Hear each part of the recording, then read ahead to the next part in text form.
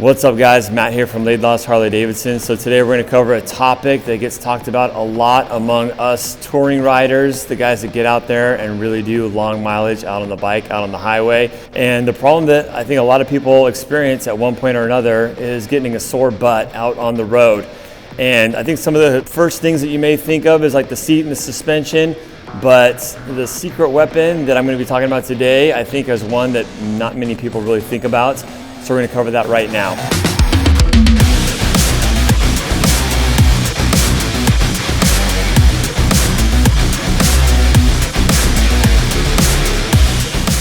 So first off, let's cover the obvious one, and that is the seat.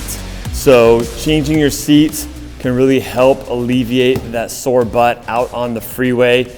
A lot of the stock seats you're going to get on like your street glide or your road glide, they really have a good balance between the aesthetics, the look of the seats, and also providing pretty good comfort as well. But if you're someone that's going to get out there on a long road trip, 400, 500, 600 miles in a day, then you're probably going to want to upgrade your seat, especially if you're going to be riding with a passenger. So Harley-Davidson has what's called their Sundowner collection. The Sundowner seat is probably the best touring seat that you could get. That's a genuine Harley-Davidson product. If you're getting something on the older, like Rushmore body style, I would really recommend a hammock seat. I don't believe the hammock seat is available yet for the Gen 3 Road Glide and Street Glide since they redesigned the body style. The fitment is different. If you have one of these late model Road Glides or Street Glides, look for the Sundowner seat. I personally run a road sofa. This is a Saddlemen seat. This is their touring focused comfort priority seat. And my personal seat has a 2-inch setback. And for us tall people, if you're above 6'3" or so, you probably want to consider a seat that moves you back a little bit as well. But the seat is kind of the first obvious solution that I think a lot of people go to. And it does help, with those long rides out in the saddle with getting that sore bum. But the second one is suspension. And suspension, in my opinion, doesn't really help that sore butt problem, like the soft tissue and not having discomfort. The suspension, in my opinion, really helps your back more than anything and just kind of your full body comfort. And that's aside from all the performance benefits that you get with good suspension as well, keeping your tires and your wheels planted on the road, especially when things get bumpy. That's the performance side of having suspension. The comfort side of having suspension, it reduces the amount of fatigue and just your overall body discomfort. But we're talking about that sore butt. One thing that I think is very underrated, very underutilized by a lot of riders, especially new riders, kind of my secret weapon to alleviating a sore bum is a set of highway pegs. I know a lot of us come into the dealerships, we see the highway pegs on the wall, we brush right past it, we don't even look at highway pegs because maybe they don't look cool or you don't really know how to use them. Maybe you're coming from the dirt bike world or the sport bike world, and you don't see highway pegs in those two worlds. Well, I'm telling you guys, in the long distance cruiser touring class, highway pegs are an absolute game changer for more reasons than just saving your bum some fatigue out in the seat. So personally, I like to have my leg with a little bit of a bend. These highway pegs here are a little bit too short for me personally. On the other side of the equation, you don't want your leg fully locked out either. Sometimes it's nice to have them locked out for a second, but for long duration, you don't want your knees completely locked out. You want about a slight bend, about like that. Now, what this does is it, moves your hips, moves your knees. It's just like when you are in a car on a long road trip and you want to move around a little bit to relax some of the muscles and shift weight and everything. What this does is it allows you to shift your weight in the saddle. So if now all of a sudden I'm on highway pegs, I'm moving my weight to a different part of my butt basically. And so what you're doing is you're alleviating those hot spots and moving around a little bit. What a lot of times people will do is they'll stay on the floorboards and they'll have the exact same position for hours and hours and hours in a day. And I don't care how good your seat is, you can have the best seat in the world, you're still gonna get those hot spots and you're gonna get those sore places in your rear end if you don't move around a little bit.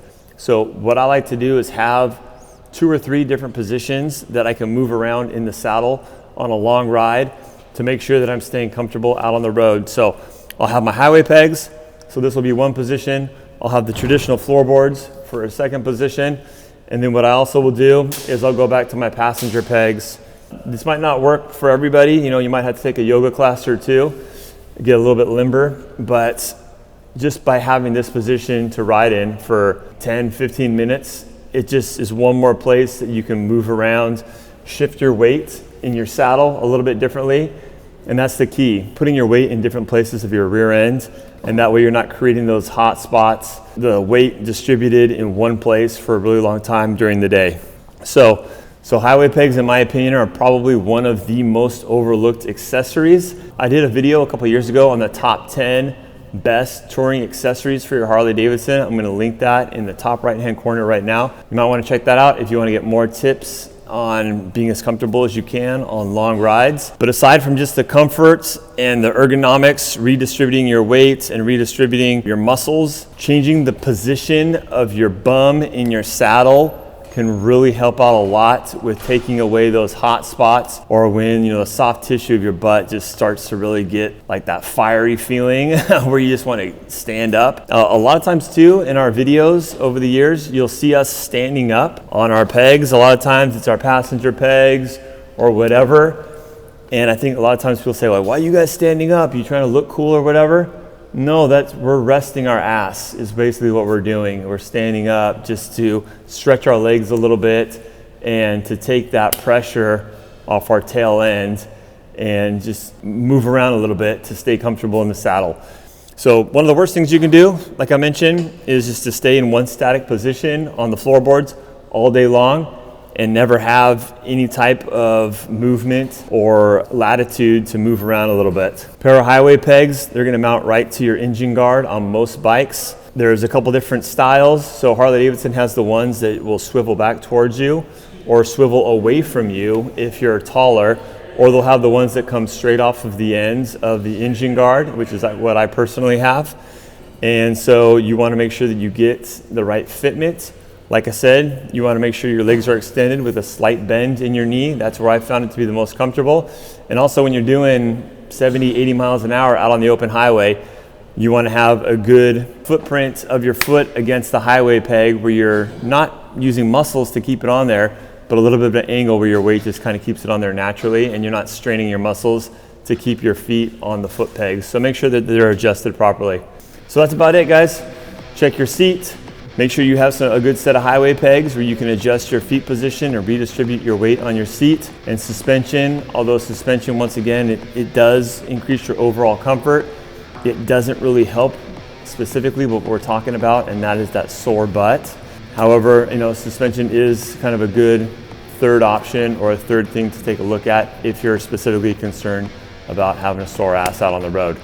See you guys on the next one. If you have any questions, comments, tips, if you are a very experienced long distance rider, let me know your guys' thoughts in the comment section below. I know there's a lot of guys out there that have eaten a lot more miles than I have over the years, and so we want to hear your contributions in the comment section below, and we'll see you guys on the next one. Later.